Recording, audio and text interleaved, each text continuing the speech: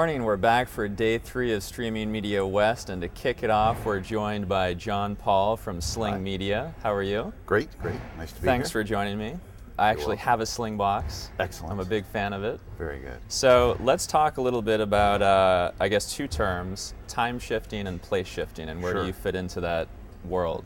Sure. So place shifting, we really think we invented the category. We're the leader in the category. It's still new. It's still relatively emerging.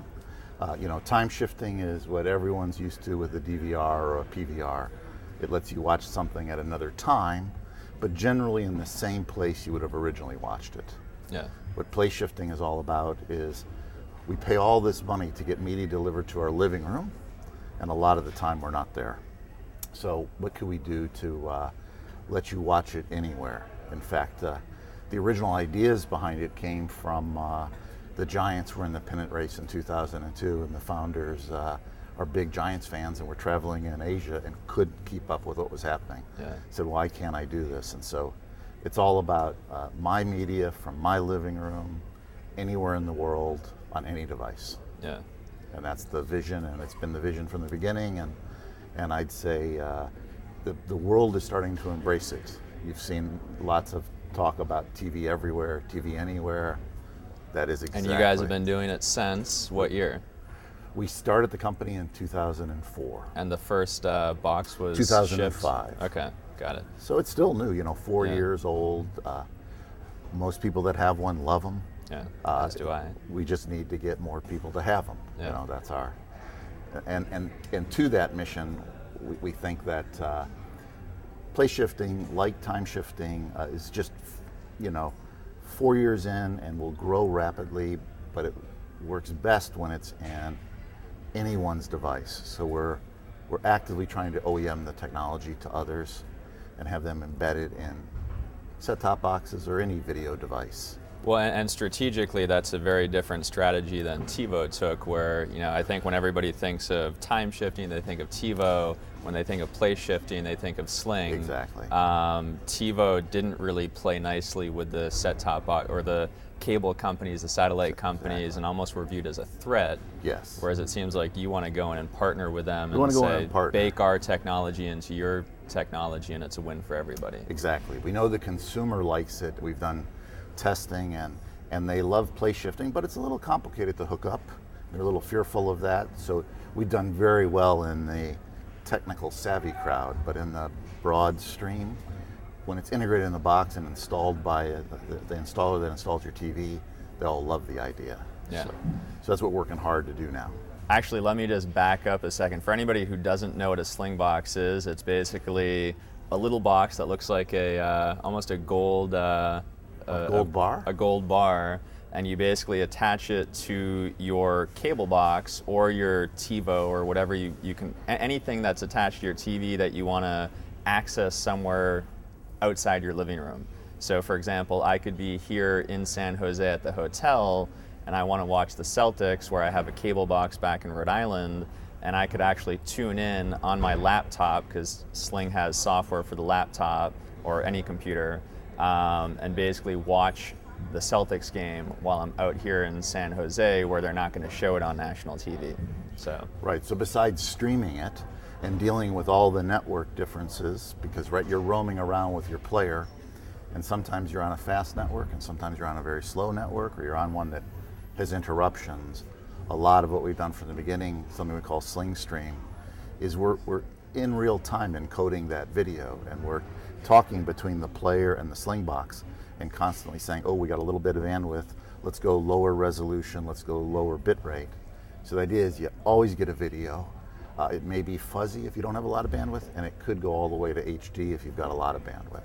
And I've actually, for the past 2 days, I've interviewed a bunch of companies that are doing kind of TV everywhere, and it seems like they're all almost following in your footsteps. And I don't mean to toot your horn and do your marketing pitch for you, but I see a lot of other people building out some pretty heavy infrastructure, a lot of cost behind it, and then I think of kind of what the Sling box is, and it's, you guys invested in developing a little box Yes. and some software and selling it to people, so very low capital requirements to get your business model up and running, and I can watch both time shifting television programming and place shifting with your device. The most important thing we think is it's your DVR, right? Yeah.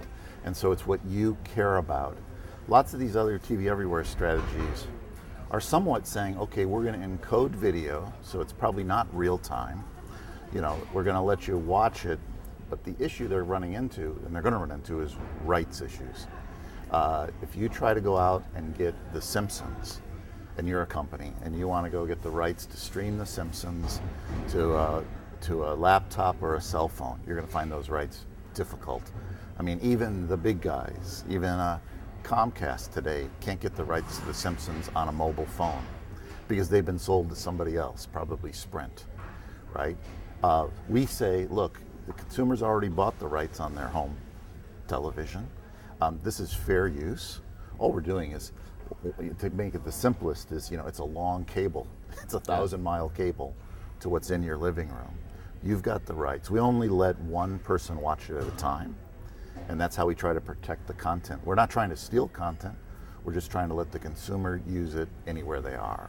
And we think the problem with these other TV Everywhere strategies is it's not the DVR, it's not live sports, it's not your live local news. It generally tends to be episodic TV, kind of catch up. I missed the thing and let me watch it, which is a fine service, but we just don't think that's TV anywhere. Well, the way you say it, it sounds so compelling. What you would be saying to all the other companies in the ecosystem, but I know when Sling first launched, there were a lot of companies who felt threatened. Yes. So from cable operators who said, "Hey, wait a minute, that's our revenue, and if they're going to get this." If they're going to get the Celtics game somewhere else, we want a cut of the pie.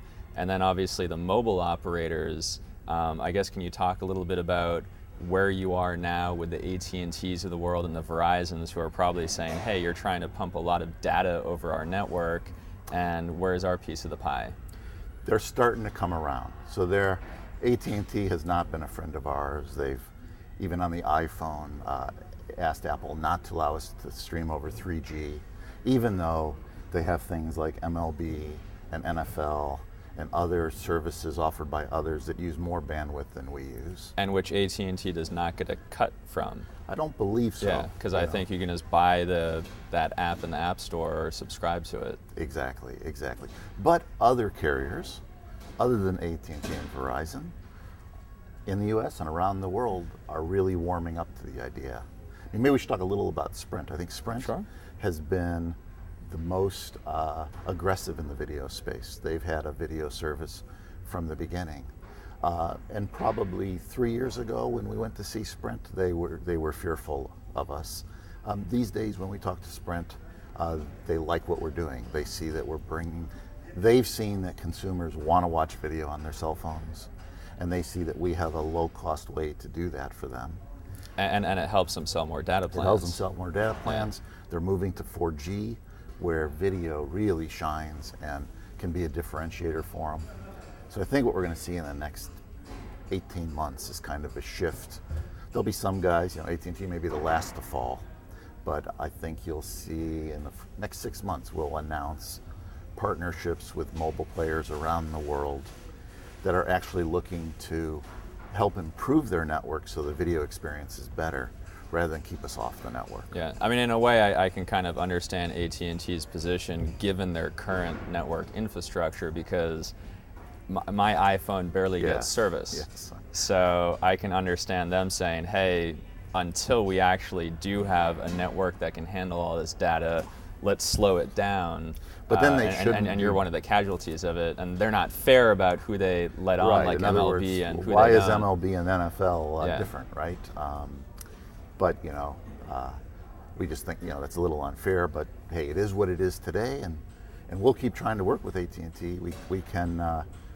One message we want to get out is for these people that own their networks, we understand that they need to recover their costs.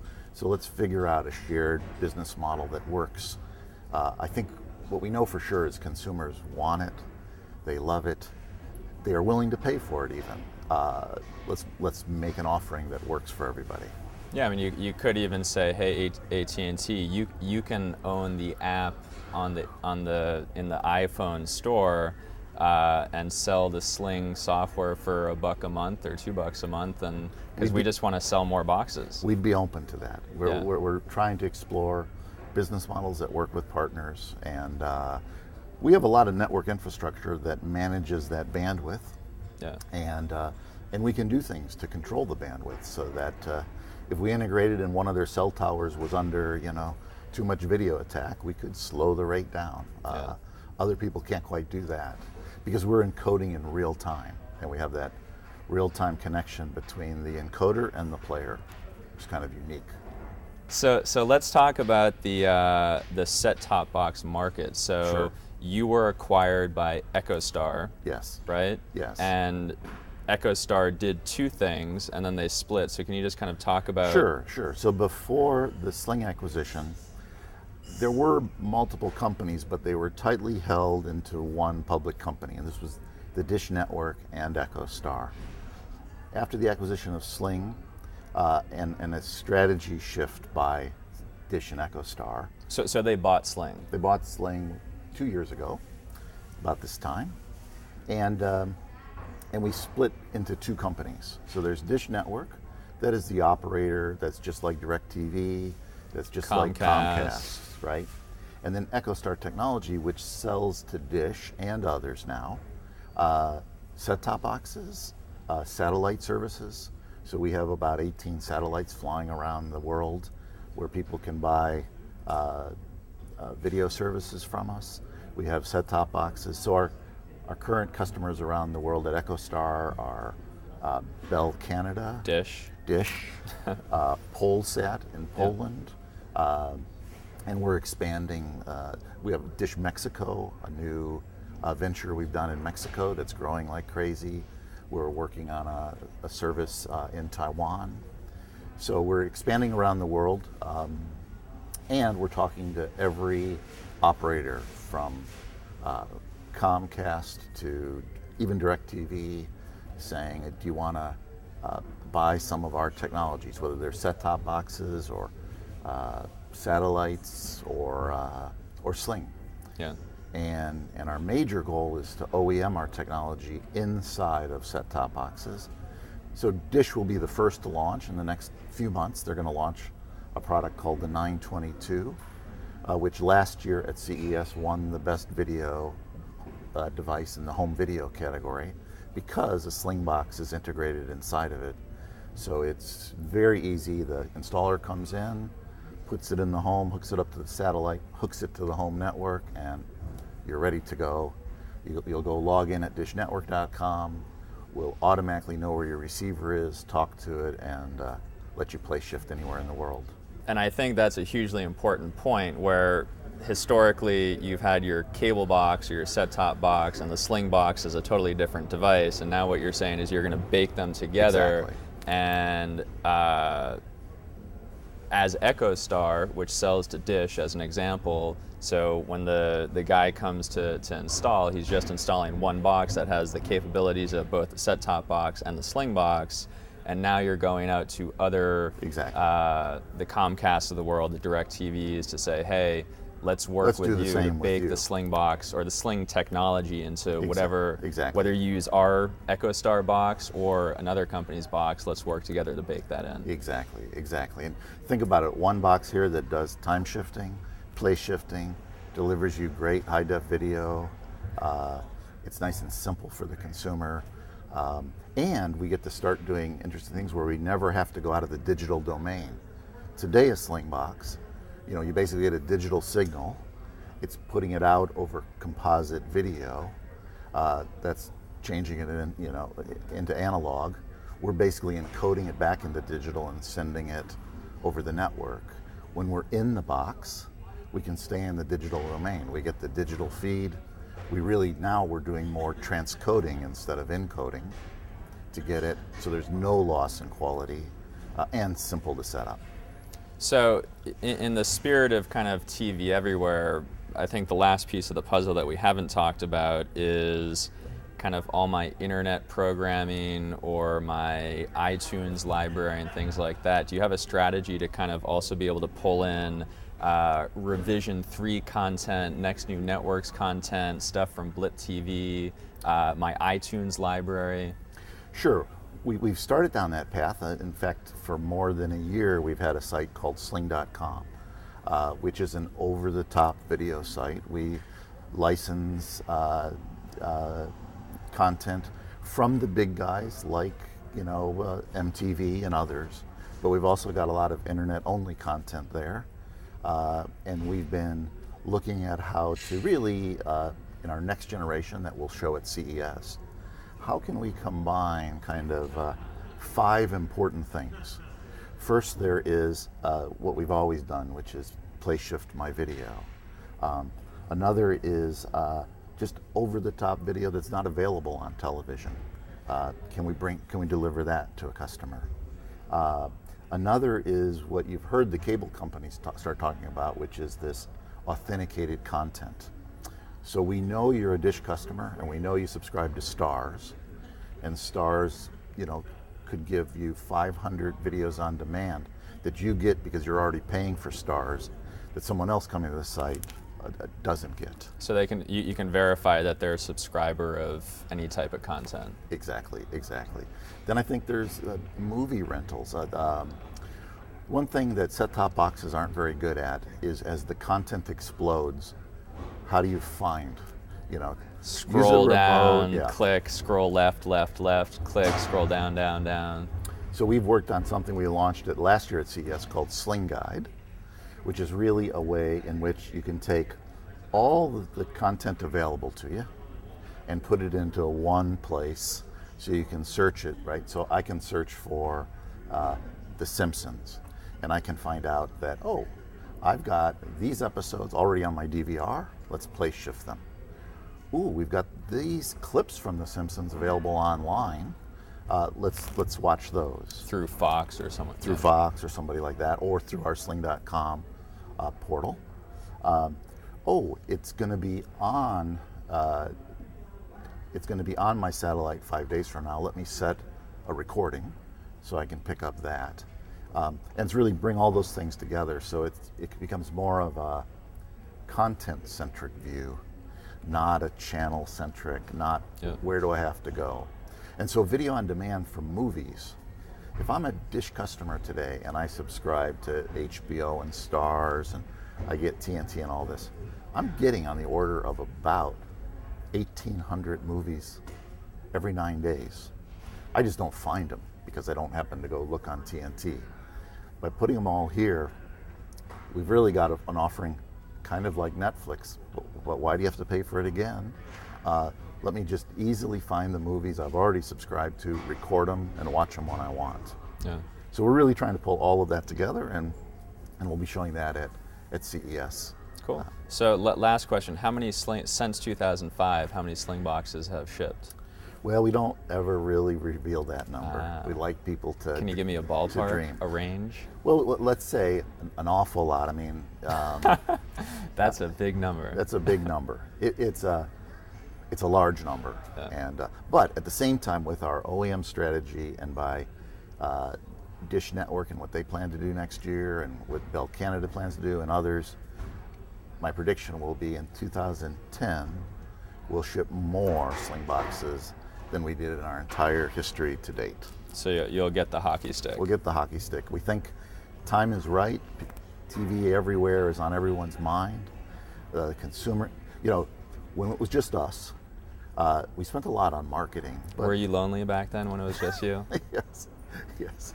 But, we got great brand recognition with the money we spent. But still, most people didn't know what place shifting was. And it was really, guys like you, males, kind of 25 to 40 with a technical background, loved our product. And, women didn't know about it. And I think what we can do now with Comcast and others talking about TV everywhere is we can really get to the mass market. And educate. Exactly. And then, the companies that partner with us will have a solution that can play right into that demand. Great. All right. So, John, I appreciate it. great. Thanks for having me. Thanks for starting my Thursday morning with me. Okay, great. Thank you.